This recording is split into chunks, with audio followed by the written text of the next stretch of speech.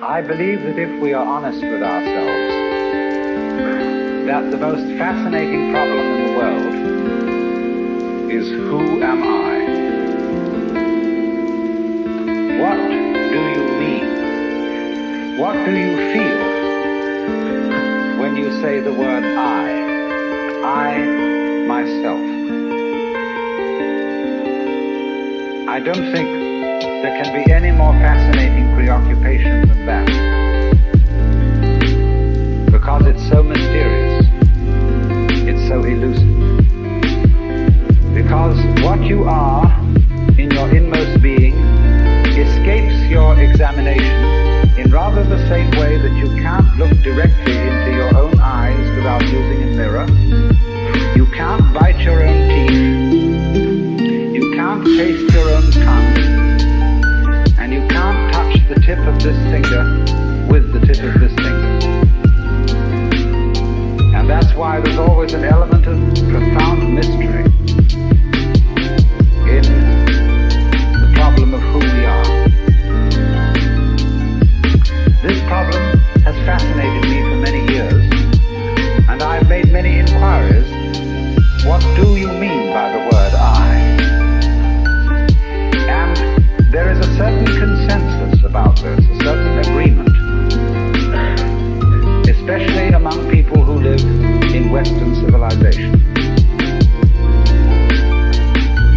Most of us feel I, ego, myself, my source of consciousness, to be a center of awareness and of a source of action that resides in the middle of a bag of skin. And so we have what I have called the conception of ourselves as a skin-encapsulated ego. Now, it's very funny how we use the word I. If we just refer to common speech, we are not accustomed to say, I am a body. We rather say, I have a body. We don't say, I beat my heart, in the same way as we say, I walk, I think, I talk. We feel that our heart beats itself, and that has nothing very much to do with I.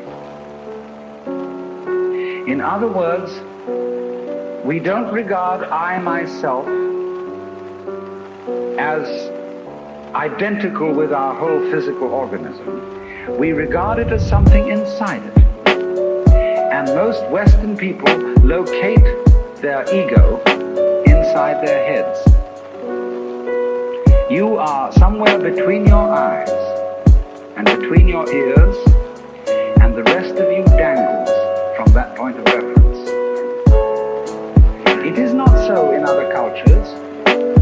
When a Chinese or Japanese person wants to locate the center of himself, he points here, not here, here to what Japanese call the kokoro, or the Chinese call shin, the heart, mind. Some people also locate themselves in the solar plexus. But by and large, we locate ourselves behind the eyes and somewhere between the ears, as if within the dome of the skull there was some sort of arrangement, such as there is at the SAC headquarters in Denver, where there are men in great rooms surrounded with radar screens and all sorts of things, and earphones on, watching all the movements of planes all over the world.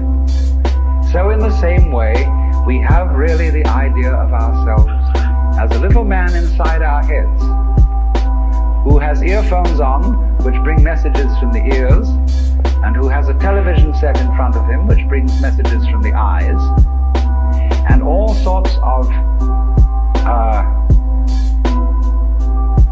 electrode things are all over his body, giving him signals from the hands and so on, and he has a panel in front of him with buttons and dials and things, and so he more or less controls the body, but he isn't the same as the body, because I am in charge of what are called the voluntary actions.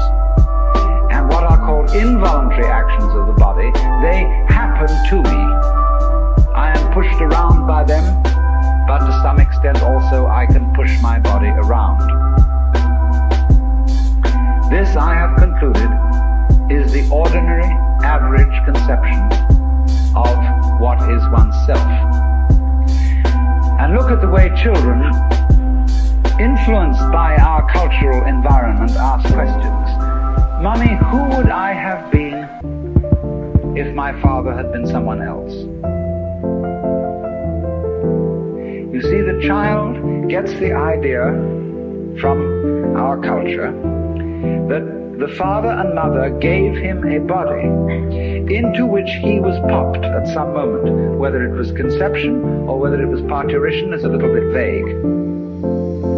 But there is, in our whole way of thinking, the idea that we are a soul, a spiritual essence of some kind, imprisoned inside a body.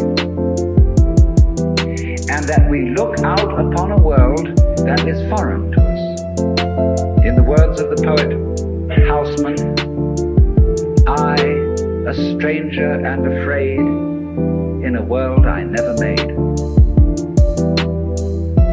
And so therefore we speak of confronting reality, facing the facts.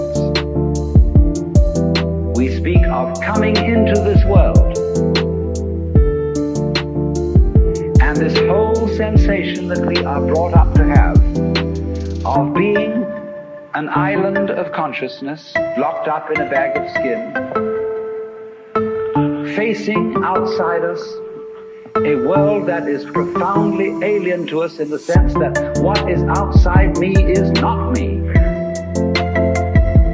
This sets up a fundamental sensation of hostility and estrangement between ourselves and the so-called external world. And therefore, we go on to talk about the conquest of nature, the conquest of space,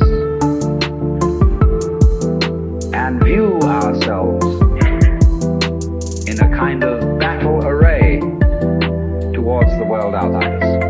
I shall have much more to say about that in the second lecture.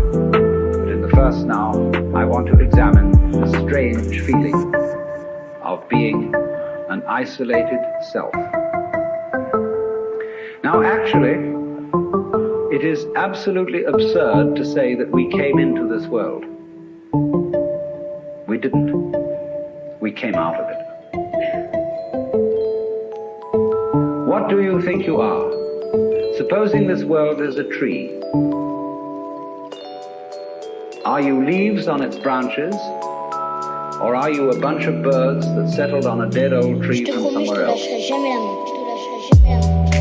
Surely, everything that we know about living organisms from the standpoint of the sciences shows us that we grow out of this world. That we, each one of us, are what you might call symptoms of the state of the universe as a whole. But you see, that is not part of our common sense. Western man has for many centuries been under the influence of two great myths. When I use the word myth, I don't necessarily mean falsehood. To me, the word myth signifies a great idea in terms of which man tries to make sense of the world. It may be an idea, it may be an image. Now, the two images which have most profoundly influenced Western man are, number one, the image of the world as an artifact, like a carpenter's table or a jar made by a potter. Indeed, in the book of Genesis, there comes the idea that man was originally a clay figurine made out of the earth by the Lord God, who then breathed into this clay figurine and gave it life.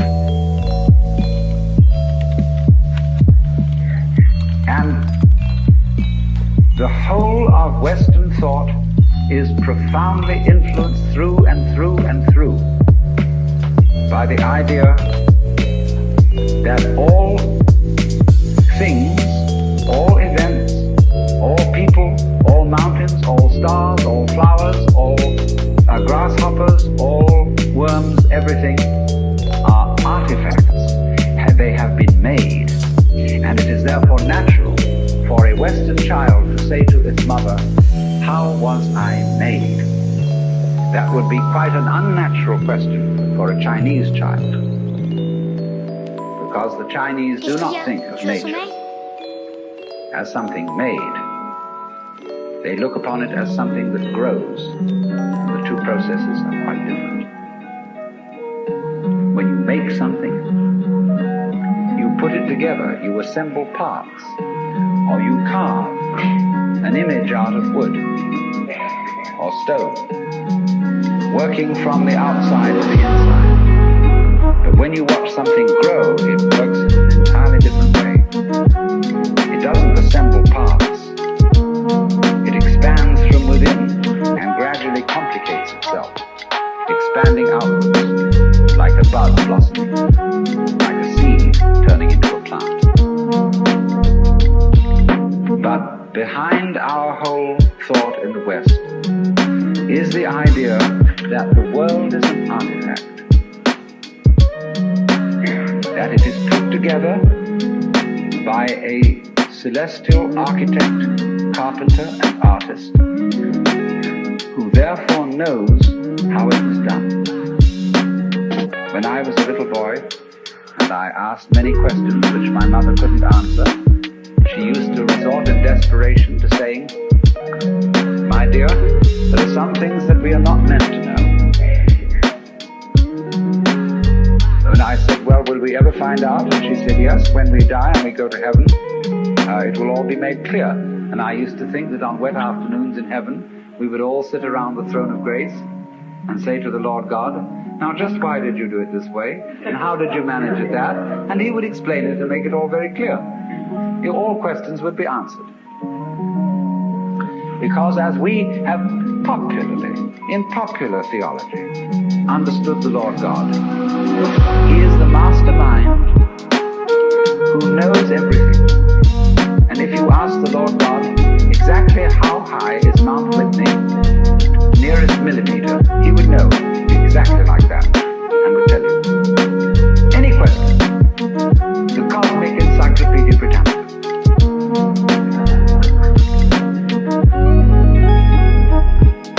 Unfortunately, this particular image or myth became too much for Western man because it was oppressive. To feel that you are known through and through and watched all the time by an infinitely just judge. I have a friend, a very enlightened woman. She's a Catholic convert, but a very enlightened Catholic. And in her bathroom, she has on the pipe that connects the tank with the toilet seat, a little framed picture of an eye. And underneath in Gothic letters is written, "Thou God seest me." Everywhere is this eye watching, and judging you, so that you always feel you're never really by yourself. But the old gentleman is observing you and writing notes in his black book. And this became too much for the West. It became oppressive. They had to get rid of it. And so instead, we got another myth. The myth of the purely mechanical universe. This was invented at the end of the 18th century. It became increasingly fashionable throughout the course of the 19th century and well into the 20th century, so that it is today's common sense. Very few people today really believe in God in the old sense. They say they do, but they really hope there is a God. They don't really have faith in God. They fervently wish that there was one and feel that they ought to believe that there is. But the idea of the universe being ruled by that marvelous old gentleman is no longer plausible. It isn't that anybody's disproved it, but it just somehow doesn't go with the vast infinitude of galaxies and the immense light-year distances between them and so on.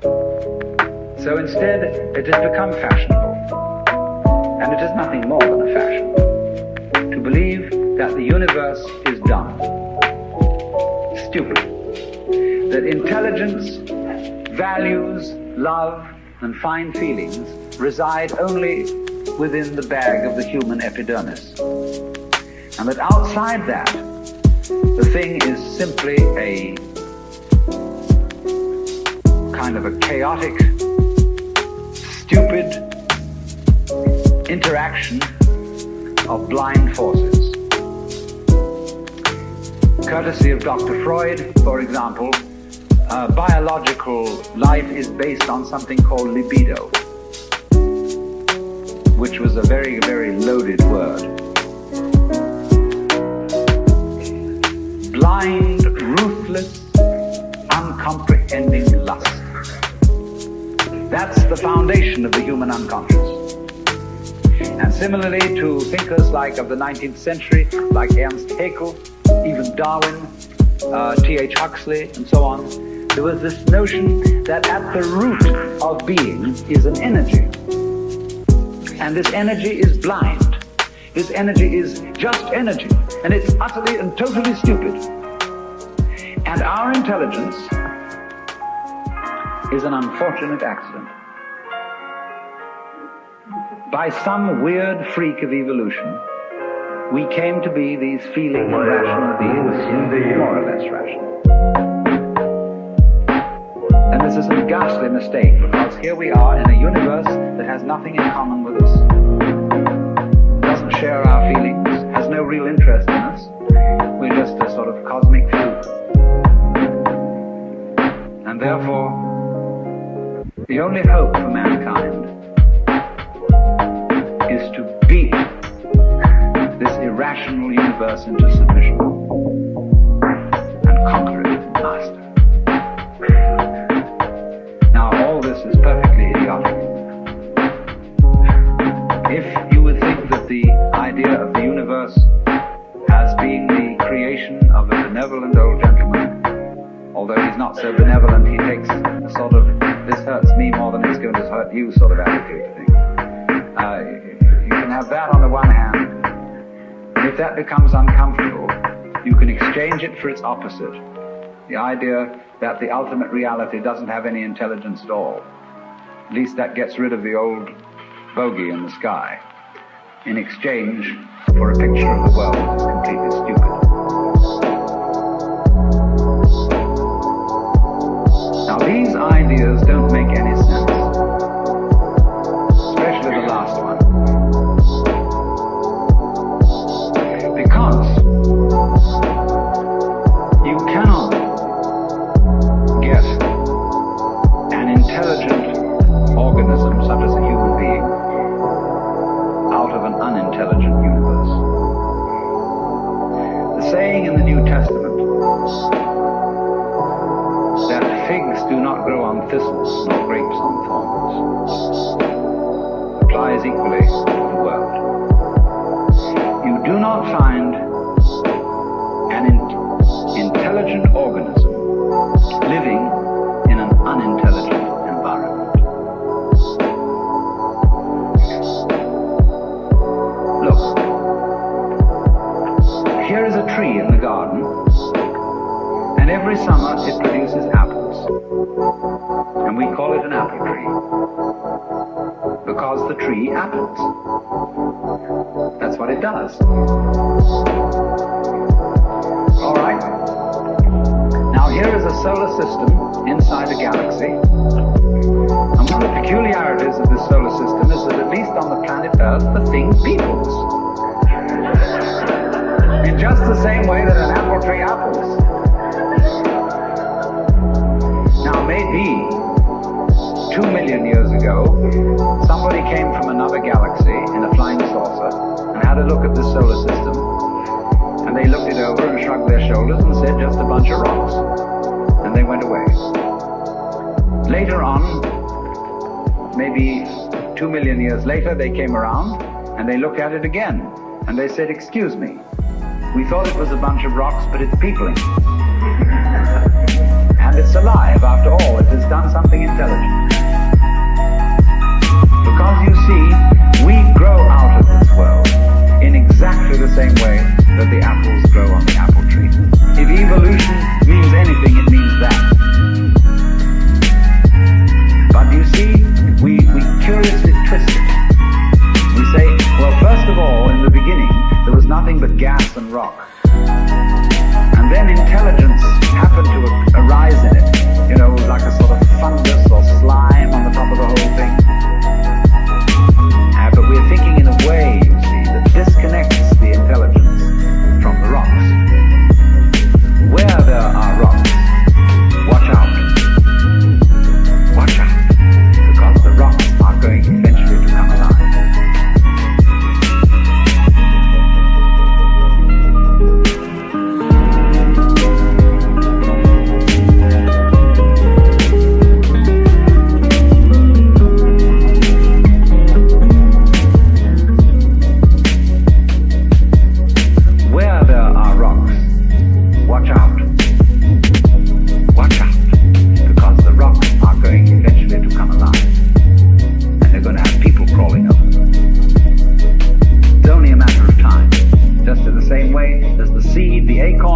Eventually going to turn into the oak, because it has the potentiality of that within it. Rocks are not dead. You see, it depends on what kind of attitude you want to take to the world. If you want to put the world down, you say, oh well, fundamentally it's only just a lot of geology. It's a stupidity. And it so happens that kind of a freak comes up in it which we call consciousness. And that's an attitude that you take when you want to prove to people that you're a tough guy, that you're realistic, that you face facts, and that you don't indulge in wishful thinking. It's just a matter of role playing. And you must be aware of these things. They are fashioned in the intellectual world. On the other hand, if you feel warm-hearted towards the universe, you put it up instead of putting it down, and you say about rocks, they're really conscious, but a very primitive form of consciousness. Because after all, when I take even this crystal here, which is glass, and go, well, it makes a noise. And that response, that resonance, is an extremely primitive form of consciousness. Our consciousness is much more subtle than that. But when you hit a bell and it rings, you touch a crystal and it responds. Inside itself, it has a very simple reaction. It goes jangle inside, whereas we go jangle with all sorts of colors and lights and intelligence, ideas and thought. It's more complicated. But both are equally conscious, but conscious in different degrees. That's a perfectly acceptable idea. It's just the opposite of the idea. See, all I'm saying is that minerals are a rudimentary form of consciousness, whereas the other people are saying that consciousness is a complicated form of minerals. You see, what they want to do is to say everything is kind of bleh. Whereas what I want to say is hooray, life is a good show. Now then, as we study man or any other living organism and try and describe it accurately and scientifically, we find that our normal sensation of ourselves as isolated egos inside a bag of skin is a hallucination. It really is. It's absolutely nutty. Because when you describe human behavior, or the behavior of a mouse or a rat or a chicken or anything you want to describe, you find that as you try to describe its behavior accurately, you must also describe behavior of its environment. Supposing I walk, and you want to describe the action of walking.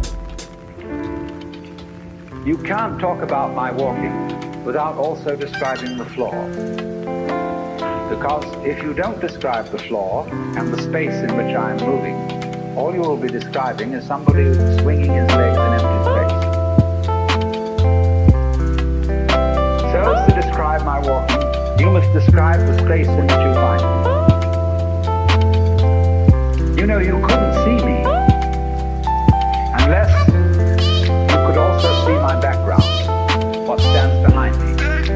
See, if I myself, if the boundaries of my skin were coterminous with your whole field of vision, you wouldn't see me at all. You would see my bright red vest instead. That's why I put it on this evening, to demonstrate the point. And that would be the thing that filled your field of vision, that was the thing standing there. You wouldn't see me because in order to see me, you have to see not only what is inside the boundary of my skin, but you have to see what is outside too. Now that's terribly important.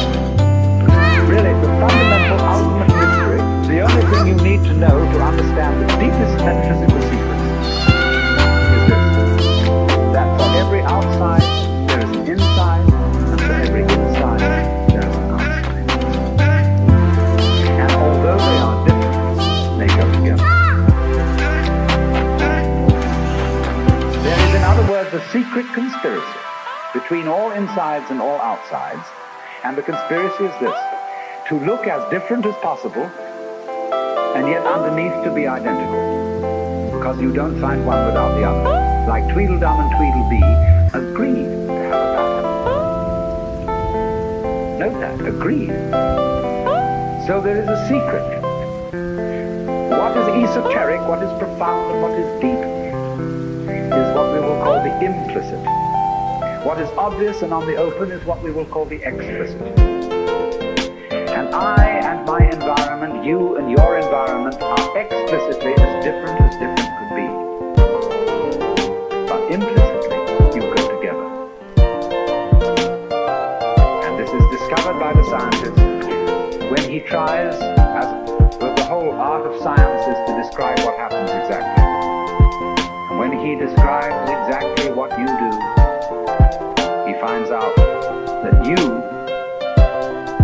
your behavior is not something that can be separated from the behavior of the world around you. He realizes that you are something that the whole world is doing. Just as when the sea has waves on it, all right, the ocean is waving. And so each one of us is a waving of the whole cosmos, the entire works, all there is. And with each one of us, it's waving and saying, "You, here I am." Only it does it differently each time, because variety is the spice of life. But you see, the funny thing is, we haven't been brought up to feel that way. Instead of feeling that we, each one of us, are something that the whole realm of being is doing, we feel that we are something that has come into the whole realm of being as a stranger. When we were born, we don't really know where we came from, because we don't remember. And we think when we die, that's just going to be that.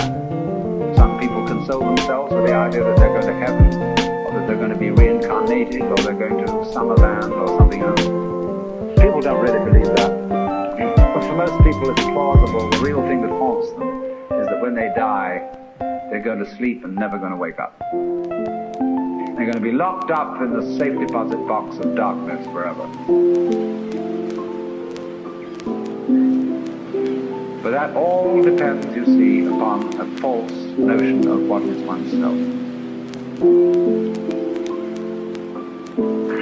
Now, the reason why we have this false notion of ourselves is, as far as I can understand it, that we have specialized in one particular kind of consciousness. Being very general, roughly, we have two kinds of consciousness. One I will call the spotlight, and the other the floodlight. The spotlight is what we call conscious attention.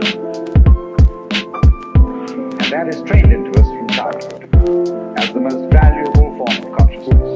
When the teacher in class says, "Pay attention," everybody stares. Looks fast at the teacher like that. That's spotlight consciousness. Fixing your mind on one thing at a time. Concentrate. And even though you may not be able to have a very long attention span, nevertheless you concentrate. You use your spotlight, one thing after another, flip, like that. But we also have another kind of consciousness, which I'll call the floodlight. For example, you can drive your car for several miles with a friend sitting next to you, and your spotlight consciousness will be completely absorbed in talking to your friend. Nevertheless, your floodlight consciousness will manage the driving of the car, will notice all the stoplights, the other idiots on the road, and so on, and you'll get there safely, without even thinking about it. But our culture has taught us to specialize in spotlight consciousness, and to identify ourselves with that form of consciousness alone. I am my spotlight consciousness. My conscious attention, that is my ego, that is me. And very largely we ignore the floodlight. Now the floodlight consciousness is working all the time. Every nerve end that we have is its instrument. You know, you can go out to luncheon or something and you sit next to Mrs. So-and-so, and you go home and your wife says to you, "Was Mrs. So-and-so there?" "Yes, I sat next to her." "Well, what was she wearing?" "I haven't the faintest idea." You saw, but you didn't notice.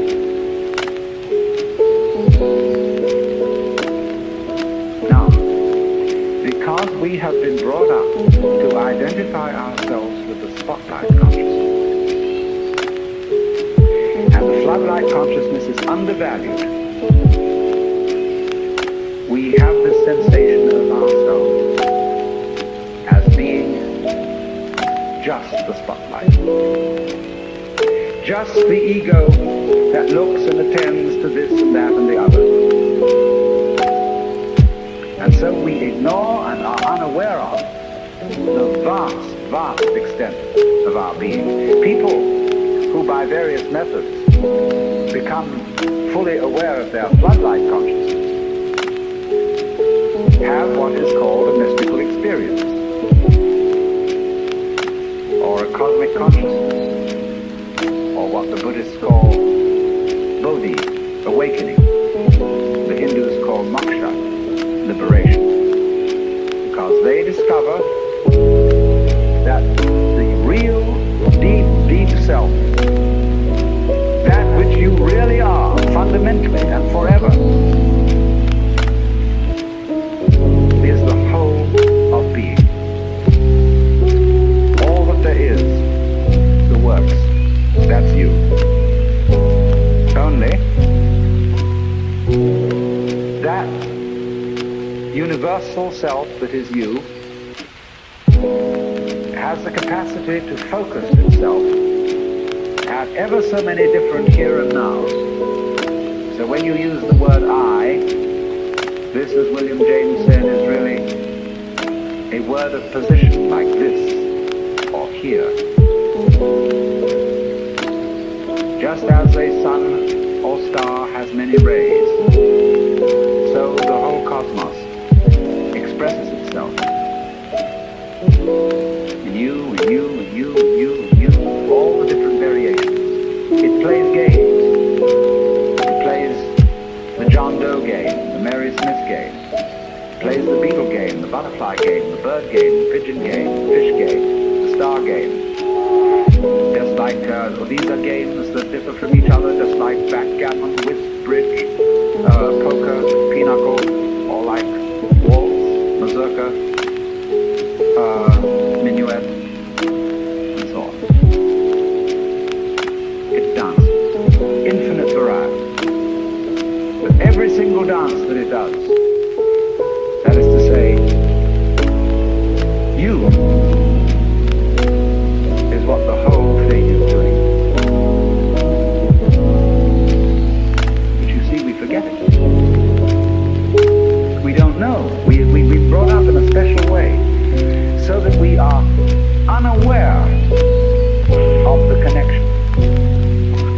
Unaware that each one of us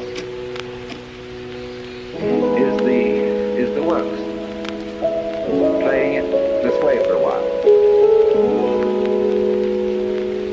And so we've been taught to dread death, as if that were the end of the show. It won't happen anymore. And therefore to be afraid of all the things that might bring about death, pain, sickness, suffering. And if you don't know, you see, if you're not really vividly aware of the fact that you are basically the works, you have no real joy in life. You're just a bundle of anxiety mixed up with guilt. Because you see, when we bring children into the world, we play awful games with them. Instead of saying, how do you do? Welcome to the human race. Now, my dear, we are playing some very complicated games. And these are the rules of the game we play. I want you to understand them, and then you learn them, and then when you get a little bit older, you may be able to think up some better rules. Instead of being quite direct with our children, instead we say, you're here on probation, you understand that? And maybe when you grow up a bit, you'll be acceptable. But until then, you should be seen and not heard. You're a mess. And you've got to be educated and schooled and whipped until you're human. So that these attitudes which are inculcated into us in infancy go on into old age. The way you start out is liable to be the way you finish. So people going around fundamentally feeling that they don't belong. Because their parents said to them in the first place, look, you don't really belong here. You're here on sufferance. You're on probation. You're not a human being yet. And people feel this right on into old age. And so they figure that the universe is presided over by this awful kind of God the Father parent, who, yes, has our best interest at heart, is loving, but who spares the rod, spoils the child. Whom the Lord loveth, he chastens. So everybody's sort of, when's it gonna hit next? So don't feel that they belong. So we get this ghastly, what I call Christian ego, a little bit Jewish too,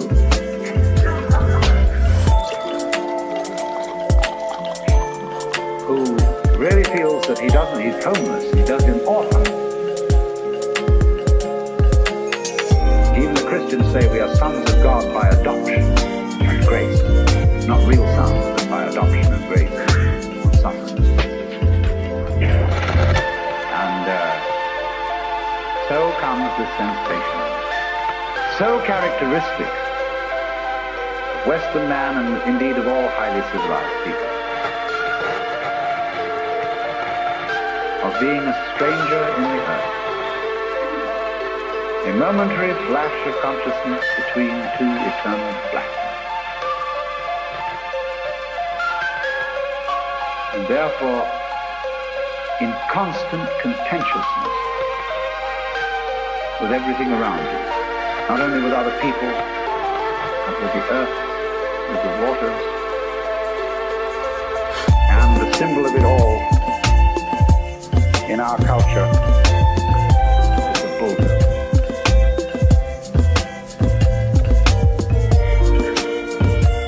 Where I live, aboard a ferry boat, there is opposite us, across the water, or was opposite to us, some lovely hills. They are going to put houses there. But they are going to try and put the sort of houses you would find in a suburban tract plot on a hill, of all things. Because a good architect can make a house fit the hill. He doesn't have to destroy the hill to put a house on it. And if you want to live on a hill, obviously you want to live on a hill. And you don't want to destroy the hill by virtue of living on it. But that's what they do, especially in California. Because Texas is kind of flat, and they don't have to do that kind of thing. But in California, where we've got lots of hills, they always scrape the tops off them till they're perfectly flat. Then they put houses on, and then they scrape them off in terraces all the way down. They upset the ecology of the hill, and eventually all the houses fall down. And so what? But by that time the payments have been made. But that's because the builder doesn't feel that the external world is his own body. It is. The external world is your own body extended. So he, instead of going up to the hill and saying, good afternoon, I very much want to live here, and I would like to know what kind of house you would like to have built on. An intelligent architect always does that. Instead of that, he has a prejudice about what kind of a house is a house. And he has to make the hill submit to this prejudice. So he has to ruin the hill and get rid of it, pretty much, and put the house in. He's absolutely out of his mind. And he's out of his mind because he doesn't realize that the external world is his body. When he realizes that, he'll get his mind back.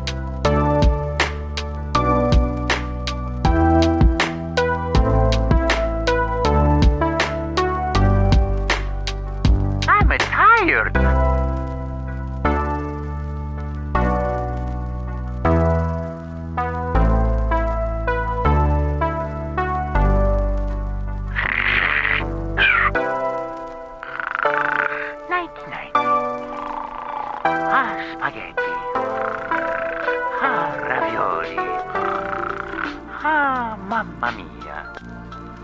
Come back when you can put up a fight.